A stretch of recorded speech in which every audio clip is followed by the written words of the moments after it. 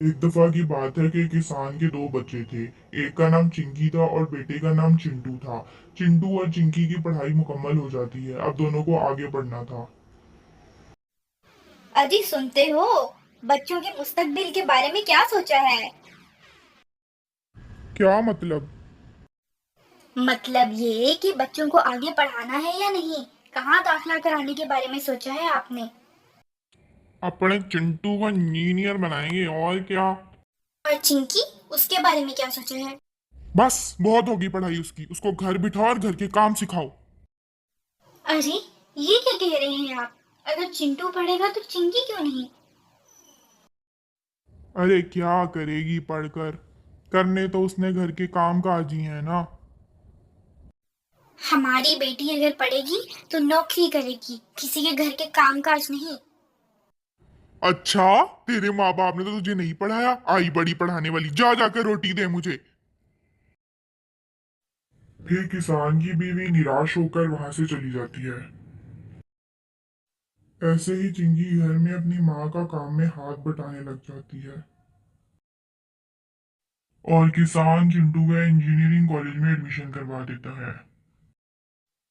ऐसे ही एक दिन किसान अपने खेत में काम कर रहा होता है कि तभी वहां पर उसका एक दोस्त आ जाता है। किसान अपने दोस्त को देखकर रुक जाता है। किसान का दोस्त भी चलता हुआ उसके करीब आता है। अरे भाई, कहाँ को चले इतनी सवेरे सवेरे? अरे भाई, अपनी बिटिया को कॉलेज छोड़ने जा रहा था। हैं? क्या कहा? तुम इतने गरीब हो, दो वक्त की रोटी तुम्हें मुश्किल से पूरी होती है, और तुम अपनी बिटिया को पढ़ाने में इतना पैसा क्यों खर्च कर रहे हो? इस पर किसान का दोस्त मुस्कुराता है और जवाब देता है, भाई, कर रहा हूँ। एक दिन जब मेरी बेटी बड़ी होकर डॉक्टर बन जाएगी तो मुझ पर वो खर्च करेगी, मेरा सहारा बनेगी। किसान को अपने दोस्त की बातें हजम नहीं होती, इसीलिए वो वहां से चला जाता है। एक दिन किसान अपने दोनों बच्चों के साथ बैठा होता है। और चिंटू, कैसा रहा आज का दिन? मन लगाकर पढ़ाई कर रहे हो ना? जी पापा, बस पढ़ाई थोड़ी मुश्किल है। हाँ बेटा, ये तो है, मन लगाकर पढ़ाई करोगे तभी तो कामयाब होगे। चिंकी वहां चुपचाप बैठी होती है। वो उठ खड़ी होती है और वहां से उदास होकर चली जाती है।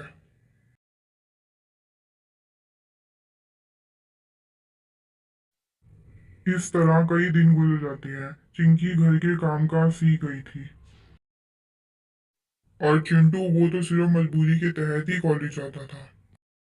पढ़ाई में तो इसका जरा भी मन नहीं लगता था। शाम होते ही वो अपने दोस्तों के साथ खेलने निकल जाता था।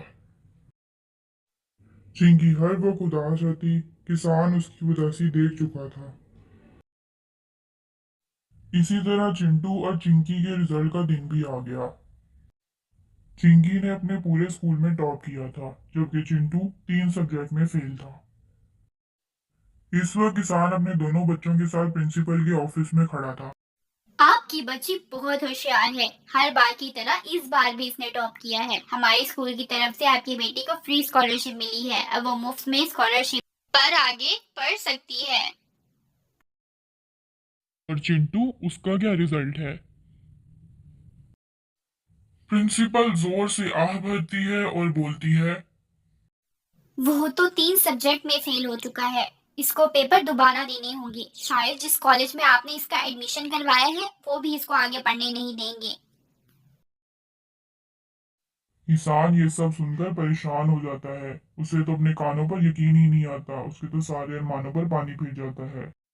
तुमने तो मेरी सबके सामने नाक कटा दी, किसी के मुंह दिखाने लायक नहीं छोड़ा तुमने, नालायक कहीं का। पापा, आप चिंटू पर गुस्सा ना करें, उससे गलती हो गई, उसे माफ कर दीजिए।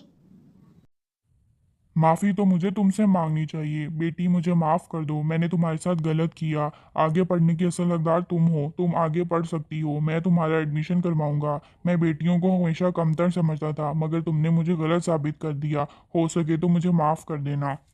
उनकी खुश हो जाती है। अरे पापा, आप माफी ना मांगे, मुझे खुशी है कि आपको अपनी गलती का एहसास हो गया है। मैंने आपको माफ किया। मेरी बेटी अब दिल लगाकर पढ़ना और मेरा नाम रोशन करना। जी पापा, मैं दिल लगाकर पढ़ूंगी।